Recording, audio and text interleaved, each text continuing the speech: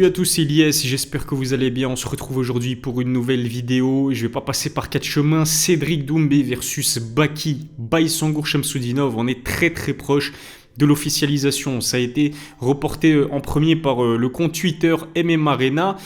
Des sources proches de Baki m'ont confirmé la nouvelle. Effectivement, on est très proche de l'officialisation de ce combat que j'attendais avec énormément d'impatience. Et vous aussi, j'en suis sûr. Cédric Doumbé versus Baysangour Shamsudinov.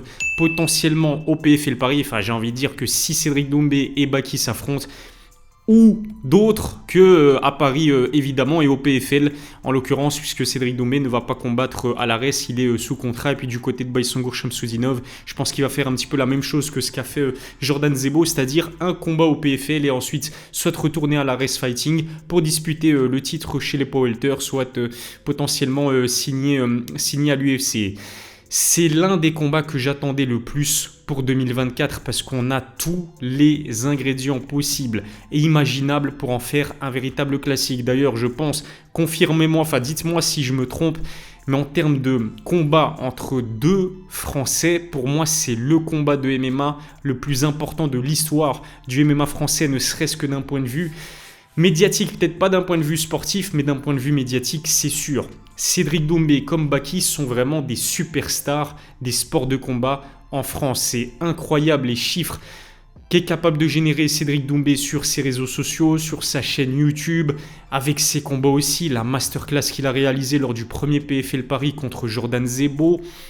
Les trois quarts de la salle, pour pas dire toute la salle, était acquise à sa cause. Ça criait Jordan t'es mort du début à la fin de la soirée. Il a réussi l'exploit à déplacer la moitié de l'effectif du Paris Saint-Germain qui jouait un match de foot quelques heures avant. Ils ont fait l'impossible pour pouvoir être de la partie au Zénith de Paris, assister à la prestation de Cédric Doumbé contre Jordan Zebo.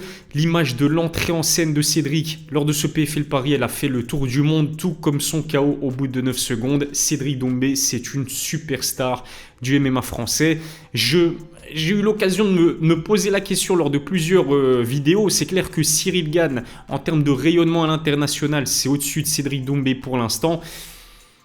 Mais si on se concentre uniquement sur la France, je pense personnellement que Cédric Doumbé est une plus grande star que Cyril Gane. Encore une fois, si vous n'êtes pas d'accord avec moi, vous savez ce qu'il vous reste à faire. Dites-le moi dans les commentaires. Et puis de l'autre côté, Baysangour Shamsudinov qui lui est un prodige du MMA français, une jeune pépite, peut-être l'espoir le plus grand espoir du MMA français. Il n'a que 22 ans, il est invaincu après 8 combats, il a une communauté gigantesque et énorme sur les réseaux sociaux. C'est pas pour rien qu'il a choisi aussi le surnom de Baki, ça colle bien à sa personnalité, il a envie d'être le meilleur, mais aussi vous savez que les fans et les passionnés d'anime et de manga le soutiennent à fond juste parce qu'il a pris comme surnom Baki. En tout cas, ça suscite la curiosité et je trouve que c'est un surnom qui est très pertinent et très intelligent de l'avoir choisi de la part de Baysangour Shamsudinov. Et puis même au niveau de sa shape, pour un combattant de 22 ans, c'est guetter les dorsaux de Baysangour. Moi, ce qui me choque le plus dans son physique, ce sont ses dorsaux. Enfin bref, je m'égare, mais on aura là vraiment un combat entre deux superstars du MMA français. Je l'ai dit aussi à de multiples reprises. Pour l'instant, c'est pas où ça va se faire, mais j'imagine, j'ose espérer en tout cas que ça va pas être le Zénith de Paris, puisque le Zénith de Paris, lors du premier PFL, il était trop petit. On sentait qu'il était plein à craquer, mais c'était beaucoup trop petit. Là, je pense honnêtement que le PFL sera beaucoup plus ambitieux, je l'espère en tout cas, et pourquoi pas viser l'Accor Arena. Et même si c'est l'Accor Arena qui est, je pense, beaucoup plus grande, qui peut accueillir beaucoup plus de spectateurs que le Zénith de Paris, je pense vraiment que ça risque de faire sold out en quelques minutes. Après, attention, c'est pas encore officiel, ça n'a pas encore été annoncé par l'organisation, mais encore une fois, il y a de grands signes qui montrent qu'on est très proche. Déjà, je pense que c'était la semaine passée où il y a une dizaine de jours maximum, il y a le manager de Cédric qui a annoncé qu'il y a une annonce qui allait être faite incessamment sous peu et que ça allait choquer les fans de Cédric Doumbé. Donc là, c'est déjà le premier signe. Ensuite, depuis que MMA Arena en a parlé de ce combat-là, Je vous l'ai dit, j'ai eu la confirmation de plusieurs sources proches de Baki. Je ne vais pas vous dire qui précisément, mais ce sont des personnes proches de Baysangour Shamsudinov et notamment son petit frère. Alors là, c'est pas secret. Pourquoi? Parce que le petit frère de Baki a répondu à mon tweet et il m'a dit: Ilyes, ne t'inquiète pas, c'est confirmé. Donc c'est bon signe, ça sent très très bon. Apparemment, au stade où on en est, à l'heure où j'enregistre cette vidéo, on attend une confirmation de la part du clan de l'équipe de Cédric Doumbé, mais si j'en crois les récents tweets de Cédric, ça sent extrêmement bon, c'est positif, on peut être optimiste. Cédric Doumbé versus Baysangour Shamsudinov, on est très très proche de l'officialisation. Donc faut voir si ça se fait à l'Accor Arena, ça se fera au PFL, ça c'est sûr et certain. Qu'est-ce que j'allais dire encore ? L'autre interrogation, c'est le poids. Alors, je pense vraiment que ça va se faire chez les powerlifters à moins de 77 kg parce que sur leur précédent combat, ils ont évolué chez les 77 kg, que ce soit Baki comme Cédric Doumbé, même si on sait que Cédric Doumbé, il y a quelques jours, il a annoncé qu'il était à 93 kg. C'est un combattant qui pourrait évoluer chez les moins de 84 kg chez les poids moyens, même si je pense qu'il est trop petit pour les poids moyens. Mais en termes de poids, c'est clair qu'il peut faire 84 kg sans sourciller Cédric Doumbé, tout comme Baysangour Shamsudinov, puisque il y a quelques mois, j'ai eu le plaisir de discuter avec son préparateur physique dans une interview. Il m'a dit que potentiellement le prochain combat de Baysangour Shamsudinov pourrait se faire chez les poids moyens. Pourquoi pas organiser ce combat chez les poids moyens en sachant que Cédric Doumbé comme Baki ont parfois eu du mal à valider leur pesée. En ce qui concerne Baysangour, c'est très récent. C'était pour son dernier combat qui devait se faire pour la ceinture des powerlifters de l'Ares contre Félix Klinkhammer. Il n'a pas réussi sa pesée et donc le combat a été annulé. Vous vous souvenez que Cédric Doumbé, il l'a pas raté et il s'est bien marré après cette pesée ratée, ou plutôt ce cutting raté. En ce qui concerne Cédric Doumbé aussi, on sait qu'il a beaucoup de mal à valider les 77 kg à la pesée. Avant d'affronter Florent Burillon, il a raté entre guillemets son cutting et donc il y a eu un accord avec l'équipe de Florent Burillon pour faire un catchweight. Cédric Doumbé comme Baysangour Shamsudinov sont vraiment des combattants extrêmement massifs. Donc en fait, la première interrogation, le premier combat avant qu'il n'entre dans l'octogone, ce sera très clairement la pesée. Encore une fois, je pense que le plus logique pour les deux, ce sera de valider les 77 kg et de faire de ce combat un combat chez les poids welter.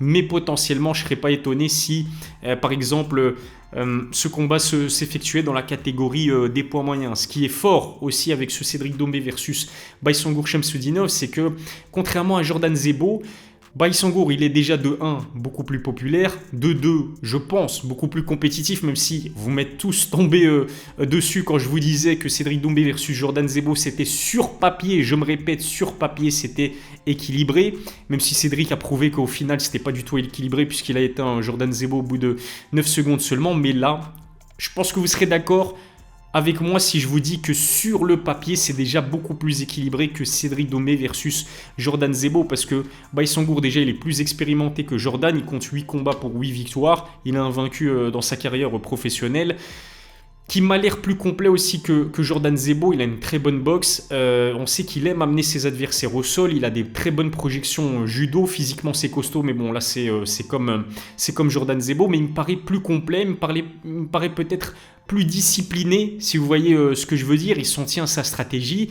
Le seul reproche qu'on peut faire pour l'instant au stade où il en est, Baysangour, parce qu'il a que 22 ans, il est extrêmement jeune, c'est qu'il ne finalise pas assez ses adversaires. Mais là, en tout cas, ce qui est bien avec le fait de ne pas finaliser ses adversaires à ce stade de sa carrière, c'est que ça lui permet d'engranger un maximum d'expérience. Parce que si on parle d'expérience uniquement, Cédric Doumbé, il est à des années-lumière. Il a plus de 30 ans, donc il a plus de 8 ans par rapport à Baysangour Shamsudinov. Il en a vu des vertes et des pas mûres dans sa carrière de kickboxing. On sait que le kickboxing n'est pas le MMA, c'est sûr. Mais en termes d'expérience de combat, d'expérience des grands rendez-vous, il saura gérer la pression. Alors que du côté de Baki, qui pour l'instant n'a combattu qu'à l'Ares Fighting ou au 100% Fight, là, s'il se retrouve face à 10 000 supporters déchaînés pourquoi pas dans un Bercy, comment est-ce qu'il va réagir face à cette pression-là? Surtout que Cédric Doumbé, il va lui mettre un pressing monumental comme on l'a vu le faire avec Myrtle Grunart au Glory Kickboxing et comme on l'a vu faire plus récemment contre Jordan Zebo. Ça peut déstabiliser un combattant, même le combattant le plus fort mentalement, comme Jordan Zebo, qui est fort mentalement, mais qui s'est laissé déstabiliser par ce trash talk qu'apporte Cédric Doumbé depuis ses débuts. En fait, ça fait partie de lui, ça fait partie de sa personnalité. Cédric Doumbé, à l'image d'un Conor McGregor, c'est un as. C'est un spécialiste dans l'art de déstabiliser psychologiquement ses adversaires. On sait que Baki, il n'a pas une grosse expérience non plus, il n'a que 22 ans. Il y a la fougue de la jeunesse. Est-ce que ça peut le desservir? Eh bien, on le saura le soir du combat. En tout cas, il a du répondant sur les réseaux sociaux, ça trash talk dans le respect, c'est ça qui est bien, mais c'est drôle que ce soit du côté de Cédric Doumbé, que ce soit du côté de Baki. Il y a quelque chose. Je pense qu'ils vont vendre cette affiche comme personne sur le sol français. Ça va être le combat le plus divertissant, le plus bankable de l'histoire du MMA tricolore. Et franchement, j'ai déjà hâte. Ce qui rajoute en plus de cela du piment, des épices dans cette opposition, dans ce choc, c'est évidemment la rivalité entre Cédric Doumbé et Fernand Lopez. D'autant plus que après sa dernière victoire contre Jordan Zebo, Cédric Doumbé il a sorti la sulfateuse en interview d'après-combat. Fernand Lopez, il a pris cher après cette déclaration de Cédric Doumbé, à tel point que Fernand Lopez, on ne le voit plus. Lui qui aimait les interviews, lui qui aimait se mettre en avant, je ne dis pas ça de manière péjorative, mais vous voyez ce que je veux dire, on ne le voit plus. Finalement, Fernand Lopez, elle date de quand la dernière apparition publique, la dernière déclaration publique de Fernand? En fait, ses apparitions aujourd'hui, elles se limitent à la Race Fighting, dont il est le co-président, mais on ne l'a plus vu faire d'autres interviews, à part celle qu'il a accordée aux Parisiens, mais ça c'était juste après le PFL Paris pour s'expliquer concernant les propos de Cédric Doumbé. Donc il se fait de plus en plus rare, Fernand Lopez. Mais je pense que ça va rajouter justement du piment à cette affiche, le fait de savoir que Cédric Doumbé, ce sera encore une guerre froide entre Cédric Doumbé d'un côté et Fernand Lopez de l'autre. En tout cas, ce qui est sûr, c'est que Cédric comme Baki prennent un risque monumental, parce que pour l'instant, ils sont tous les deux invaincus dans leur carrière respective. Et en cas de défaite, c'est chaud pour la suite de leur carrière, parce que ce serait un vrai coup de frein pour Cédric Doumbé, qui commence à vraiment faire parler lui dans la sphère internationale du MMA. On sait que lui, son objectif, c'est plus la France où il est une superstar. Son objectif, c'est vraiment de péter à l'international et de se faire connaître auprès du public américain. Et puis du côté de Baïsangour Shamsudinov, qui m'a confié dans une interview il y a quelques mois qu'il était très proche d'une signature à l'UFC. Moi, honnêtement, je ne le voyais pas prendre ce combat contre Cédric Doumbé avant d'avoir conquis la ceinture de la Race Fighting. Donc oui, que ce soit Cédric comme Baïsangour, ils prennent un risque monumental. Et ça va être incroyable. Ça va être incroyable. On sait que Cédric Doumbé, visiblement, il aurait pu prendre Anthony Pettis, Sadi Boussi ou Magomed Oumalatov. Mais je pense que c'est aussi intelligent de sa part de d'abord affronter quelqu'un comme Baïsangour Shamsudinov, qui n'a pas la même expérience que Pettis, Sadi Boussi ou Magomed Oumalatov. On risque d'avoir énormément d'indications aussi sur le réel niveau de Cédric Doumbé en MMA. C'était l'une de mes frustrations par rapport à son précédent combat. Ça s'est passé tellement vite. Moi, je voulais voir ce que valait Cédric Doumbé au sol en défense des takedowns. Et je pense, même si avec un sniper comme Cédric Doumbé, même si avec un combattant aussi puissant que Doumbé, tout est possible, le chaos peut venir très très vite. Je pense que cette fois-ci, on aura des réponses à nos questions concernant les zones d'ombre. Pour l'instant, concernant le niveau de Cédric Doumbé, c'est-à-dire son réel niveau au sol, son réel niveau en défense des amenés au sol. On l'a déjà vu faire des sprawls, mais ce n'était pas face à des combattants aussi talentueux que Baïsangour Shamsudinov. En tout cas, du côté de Baïsangour, moi je pense que vraiment si j'étais dans le coin de Baïsangour Shamsudinov et dans sa team, j'éviterais au maximum d'aller boxer contre quelqu'un d'aussi dangereux que Cédric Doumbé. Après, le problème, c'est que Baïsangour, il va falloir qu'il prépare correctement ses amenés au sol. C'est pas le combat démarre et il nous fait comme Ben Askren voulait faire contre Jorge Masvidal, parce que justement, il risque de subir un KO aussi expéditif que ce que Masvidal a infligé à Ben Askren, ou que ce que Cédric Doumbé a infligé à Jordan Zebo. Va vraiment falloir que Baki garde la tête froide, soit le plus discipliné possible. Mais ce qui est positif, c'est que je pense qu'il va apprendre de l'erreur fatale commise par Jordan Zebo. Est-ce que j'ai tout dit? Oui, en termes financiers, croyez-moi, que ce soit Baïsangour Shamsudinov ou Cédric Doumbé, je pense qu'ils vont enregistrer, encaisser le chèque le plus monumental de toute leur carrière. Donc voilà, mois de mars incroyable aussi, ça j'ai pas dit. Mais mois de mars incroyable pour les amateurs de sport de combat, on va se régaler puisque début du mois, il y aura le premier UFC organisé en Arabie Saoudite. Ensuite, on enchaîne avec le PFL Paris, donc le main event, c'est sûr et certain entre Cédric Doumbé et Baïsangour Shamsudinov, même si on attend toujours l'officialisation et plus de précision. Ensuite, Benoît Saint-Denis versus Dustin Poirier, je pense, UFC 299. Et puis Anthony Joshua, Francis Ngannou. En plus, le pire dans tout ça, c'est que ça concerne énormément de combattants français, de combattants francophones comme Francis Ngannou. On va se régaler au mois de mars. Si ça n'est pas encore fait, abonnez-vous à ma chaîne, activez la cloche pour recevoir les notifications, lâchez un pouce bleu. Ça fait toujours plaisir. Merci à mon sponsor Others, marque de compléments alimentaires française, dont je consomme la whey ainsi que les barres protéinées. Si ça vous intéresse, basé à 100% sur des produits végétaux, je ne sais pas si je vous l'ai dit. Si ça vous intéresse, vous bénéficiez de 10% de réduction avec le code COVER10. Je mettrai le lien vers le site d'Others dans la description. Je vous remercie encore une fois de m'avoir suivi. Je vous souhaite un excellent dimanche et à la prochaine pour une nouvelle vidéo.